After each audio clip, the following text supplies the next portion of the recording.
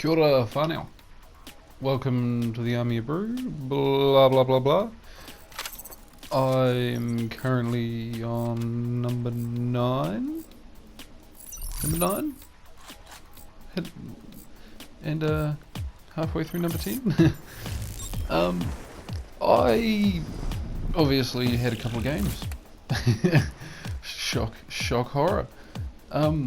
Yeah, anyway, I met, first of all, yeah, massive shout out to TBS Preds, an amazing player, absolutely astonishing, pulled off some insane bullshit and beats me consistently in points so often. He's just full of shit. Second shout out to Big D. I might just refer to him as Big Dave. Big D might have me giggling like a schoolgirl throughout a lot of this. so yeah, to you two, to everyone in this lobby actually, you're all gentlemen squires, absolutely just amazing. Like, as you can see at the beginning of the game, I usually mute the cancer, mute the toxicity out, and yeah, in this game, there was just a lot of nice discussions. There were many times where I got, like, I don't know, an insane feed on the enemy team, and it wasn't someone whinging on the other end. It was a well done, man, you did well, like. And there were a few times where on our team might have got their ass handed to them, and it was like saying, well done, nice shot. It was void of horrible toxicity, and it was just made the game a hell of a lot more fun.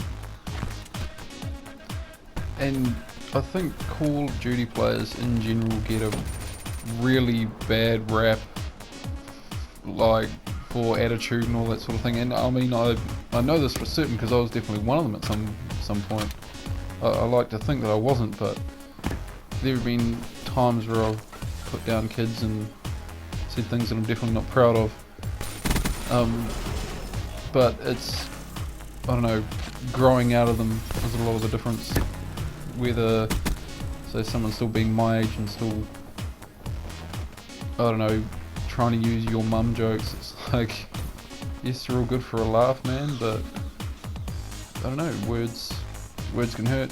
And I don't know, as an adult and someone who can actually drink a beverage, drink a nice brew, know that sometimes you have to take ownership of what you've said.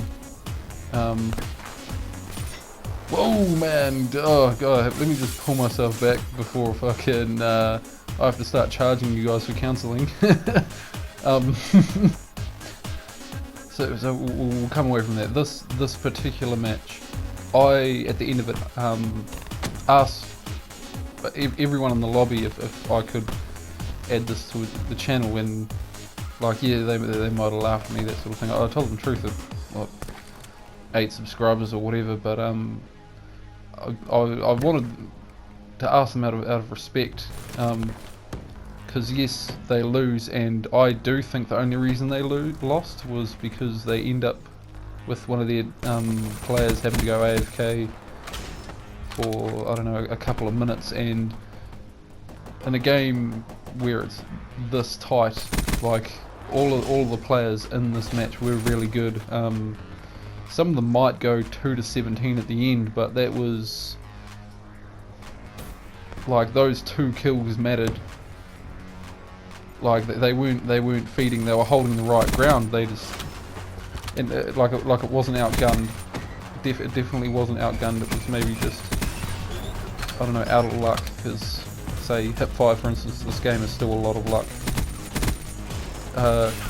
Yeah, I think you'll see the guy who's AFK here. I'm not too certain. Yeah, there he is over there in the corner. So yeah. Asking them was, was out of respect. If any of them said no, this wasn't a fair representation of my gameplay, I wouldn't be putting it up. And I mean, I think everyone in the lobby showed like a certain level of maturity, because when you think about it, we all love the game. We would, if we met at a pub, we'd be able to talk about this game for hours. Like Big Dave, for instance, Mr. the Big D, for the first maybe 2 minutes or so of this match, we're talking about how overpowered kinetic armor is. Yes, there's a lot of debate for that, and I was debating for it. I just prestiged, and that was the one that I originally unlocked from the get-go, because it is good. What I was trying to tell him is that if used at the right time, it's an extra health bar, it's an extra life, more so than rejack is, because you keep your kill streaks and stuff. Even if you get shot, even if you don't get shot and you've got it on, it's sort of like a confidence boost. Like, you know, okay, if I'm going to run around here and I will have enough health to pick up this double kill, even if you don't get shot, going in there with the health might have bolstered your ability to actually do that. I mean, yes, placebo effect, etc, etc, but that's another video for another day. The gentlemen in this lobby, the ladies and gentlemen possibly, I don't know, some of them didn't have mics, were all well mannered. And I believe it may have started with someone doing it first, but it's also showing that Call of Duty players are capable of not being scumlords, I guess.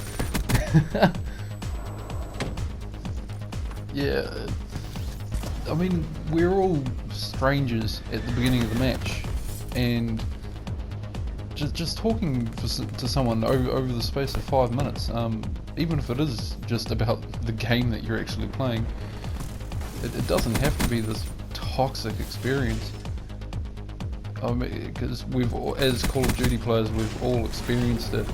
That one toxic, stereotyping, but younger kid, or even some of the older people are prone to it, just for being cruel to someone young who might be keeping themselves, who might actually have manners, and just because this older person gets killed by them,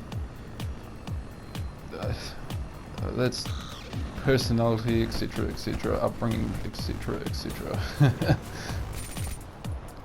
So yeah, I mean, the game's wrapping up, and to the two gentlemen, Big D and Preds, good game, gentlemen. To everyone in this lobby, very much so, good game.